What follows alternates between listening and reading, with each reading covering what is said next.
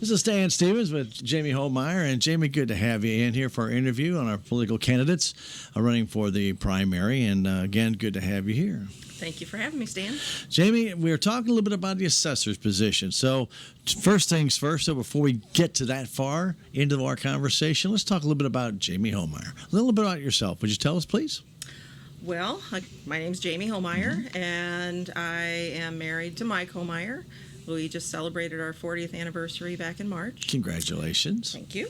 And I would say back in 1977, Mike took me on my first float trip on the Jack's Fork, and we started talking about how wonderful it would be to one day live in the Ozarks. And that love of the Ozarks never went away. And finally, in 2003, we moved to Salem. Took a little while. It took a little while.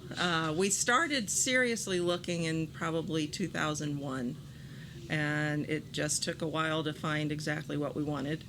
And we had a little window of time. Our oldest daughter had just left for college, and our youngest daughter was getting ready to start high school. And we had a little window of time that we wanted to either get her moved and be ready to start high school, or we were going to wait. And we managed to get here, and she started Salem High School and graduated in 2008. And there you go. There you go. So you've been around. You've been in the real estate business, right? Well, it was never my intent, but when we moved here, we moved our business as well. Mike has a small manufacturing business called A.W. Huber, where we make small custom-made rubber parts. Okay. And we opened that in '95. And I pretty much did the office management, handled payroll, accounts receivables, sometimes worked in the plant. But things had gotten to where I had a little extra time, and I thought about doing something just part-time. And I tried substitute teaching, but I did not like that. Okay. And Karen Lewis had always told me I would be a great realtor. And so I finally took her advice and took my test and got my license in 2005. And I played around with it for several years and finally got serious. In 2008-09, I started going to Southwest Baptist University, and I finished my BS in Business Administration and decided if I was going to do real estate, I was going to do real estate. And I started working at it really hard, and I just love it. I worked from the minute I got up to the minute I went to bed. And that I just can't believe what a wonderful time I've had selling real estate. It's given me such a good understanding of Dent County and the surrounding areas and what kind of properties are out there and what you can actually get living here. So let me ask you this question. Because you got into real estate, that really gave you a broader perspective of the properties that are in Dent County and where they are. Oh my gosh, it's just amazing, the properties that are here. I think I have family in St. Louis that I think they think everybody lives in a mobile home in a shack out by the river. But there's multi-million-dollar homes and properties and farms and beautiful, beautiful places that I never, ever would have seen if I hadn't gotten my license. Right, and especially some of the backwoods places that you can't see, and if you didn't know they were there, you would probably never find them. Exactly. We finally bought a Honda side-by-side a few years ago so we could show the larger parcels easier, and that's probably the best piece of equipment we ever purchased. It lets us be able to show large parcels and farms in a much faster and efficient manner. You know, one thing in the real estate business, and not to dwell on that too long, but the different types of soils in Dent County, from very good nature's best soil all the way to that beautiful sand soil that we have, or that rock soil that they give us. Yeah, So we grow a lot of rocks here. we do that. So, I mean, when you're in your time in real estate, when you're selling property, you get a chance to see all these different types of not only homes, but also different types of soils out there when somebody's trying to figure out what they want to do. Do you want to raise cattle? You want to raise this? Obviously, a real rocky base is not probably the best for your cattle business. No. And what I've discovered since being in the assessor's office is that there are 8 different classes of land. The majority, 1 through 8, 1 Right. being the best, 8 being the worst. Dent County, the majority of the land falls into Category 7, which is just general ag land, and it's valued at $73 an acre. Yeah.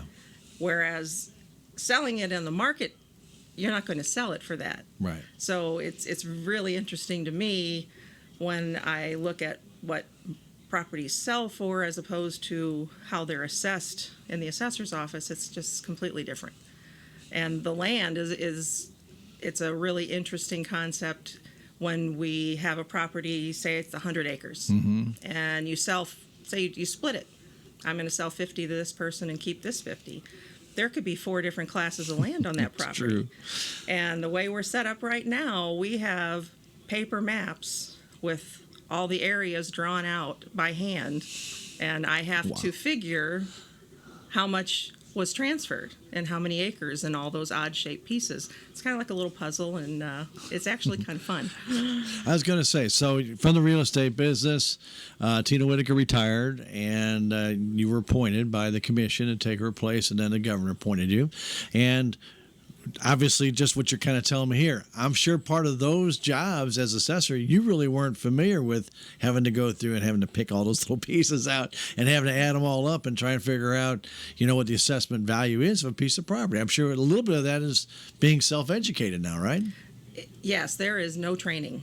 You walk in and either you know it or you don't. There's a lot of on-the-job training. The State Tax Commission can help you a little bit, but every county is different.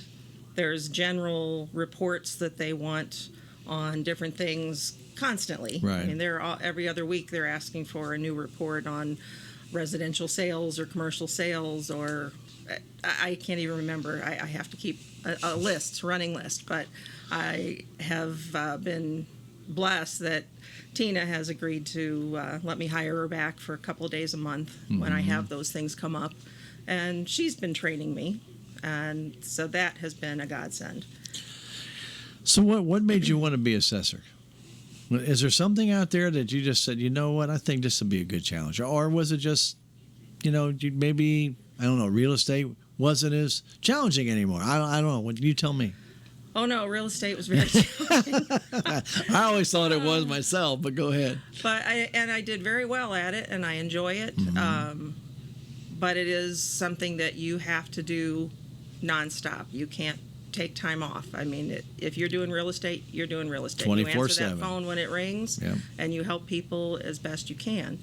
And I do miss that, but being on the Board of Equalization and talking to Tina, I knew she was getting ready to retire, and she kind of planted a little bug in my ear and was asking me if I'd be interested, and I wasn't sure I was ready for a daily job where I was in one place all day, every day. But I thought about it, and Mike has gotten his license, so I said, well, I can transfer the real estate to you and still be in the background to help you if you need it. But I think this is a new challenge that I'd like to take on. All right. So tell us a little bit about your daily duties, or what the daily duties of an assessor would be. Well, every day is a little different. I figured that. In the first part of the year, we're pretty much concentrating on personal property. Everybody's received their new assessment. They're coming in and paying their taxes at the end of the year. They're coming in with questions on how to fill it out, what they need to take off, what they need to put on, how they need to do it. So pretty much every day is dealing with personal property the first few months of the year. But there are people that are buying and selling property, so those transfers come in from the recorder of deeds. I have a clerk in the office that takes care of the paperwork on on that. Then it goes to our mapper if it is a split property, and then he has to remap that, make sure that our mapping is correct. And then I get that paperwork, and I make sure that everybody's done their job properly and that all the information is in the system the way it's supposed to be. Okay, and on March 1st, people with a personal property have to submit their list to you, correct? That is the date that it's due. We will mail out a second notice at that time if you haven't turned it in, and give you a little bit more time to turn it in. May 1st is the absolute cutoff, and then you start getting late fees. Okay, so very good. So it's not just a where somebody might say, oh, you just figure out assessed value of real estate and that's all you do. It's an assessed value of a lot of different things. And there's a lot of different factors that go in. Explain, like you were talking about earlier, and talk about factors, different types of agriculture. You got different properties that are listed on those forms. How does an assessor value what that is? Well, some of the values are just set automatically by the State Tax Commission. Okay. Livestock values, the State Tax Commission sets the value. As far as the vehicles, that's a state farm value. Machinery, same idea. Right. It's and the land. I mean, I have no decision making on that. If it's 100 acres of Class 7 land, then it's $730 or $7,300. I can't do the math in my head. But if you build a new house, then that's where different things come into play. How big is that house? What type of construction was used? The square footage has a big play on the price. Different components to the type of roof, the type of siding. Does it have central heat and air? If it's a brand new home, then usually we're going to get information from people on the construction, what type of flooring, walls, ceiling, things like that. That's a lot of factors. There's a lot of factors, and then we look at the overall quality of the house, and it gets a grade, A, B, C, D. It could be a B minus, a C plus, and a lot of it's subjective. Okay. So it's just an opinion, and we try and be as close as possible.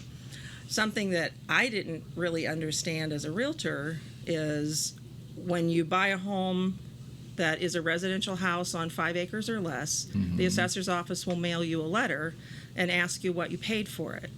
That is not to change your assessment. That's just to see that overall our county is being assessed in the proper way. Okay. If we get a lot of those letters back and we're overvaluing, then the State Tax Commission is going to come in and say, your ratios are off. We need to look at this and look at these values and see if they need to come down or if they need to come up. Let's see. But it's not going to automatically change your assessment value.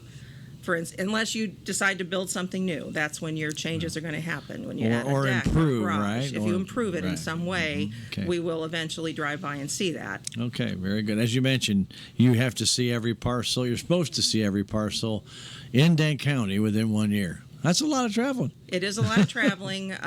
There are the 2 clerks in the office that basically are the field reviewers, and they do. I have not been out on a field review yet. I plan to do that, but that is not the majority of my job. I might go out to make sure they're doing it properly. Sure. But right now, they have more experience with that than I do. Very good, very good. So, this is, like I said, the assessor, I don't want to say it's a unknown kind of job, but I mean, it sounds diverse, a lot more diverse, I think, than what people expect. There's a lot to it. Yeah. Something as far as the personal property, I had the experience of valuing what's called leased equipment. If, for instance, U.S. Food, they lease a lot of their equipment and cars, and if your equipment that you're using is leased, the lease company is who gets assessed, and sometimes that list is really long.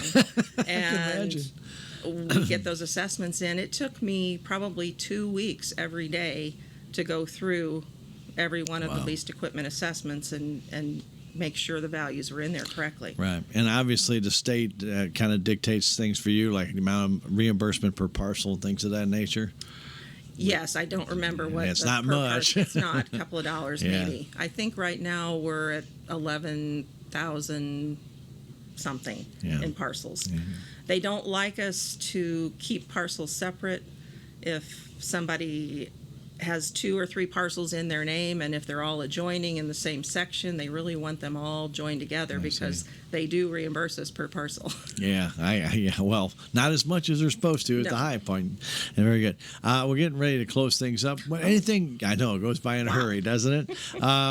Any specific thing that, when you're talking about being an assessor, that when it gets time for election time, people need to vote, why should they vote for Jamie Homeyer as assessor? Well, what I have been telling people is that experience does matter, and the experience that I have had in working with the Board of Equalization, in real estate, in my personal home business, well, not home business, but our own small business. Sure. I have the information that I need. I have the experience that I need. I have experience in customer service, and we have to be able to listen to people when they come in and empathetic to their concerns and their needs and be responsive to them. This office is their office, and if they elect me, they're putting me as a caretaker of that office, and that's what I want them to know, that I will take care of it. Well, and I will do my best. We thank you for coming in, spending some time with us, Jamie, and again, vote on August the 4th and for Assessor. And Jamie Homeyer has just told you a little bit about her, so we wish you the very best come August 4th. Thank you very much, Stan. That's Jamie Homeyer for Assessor.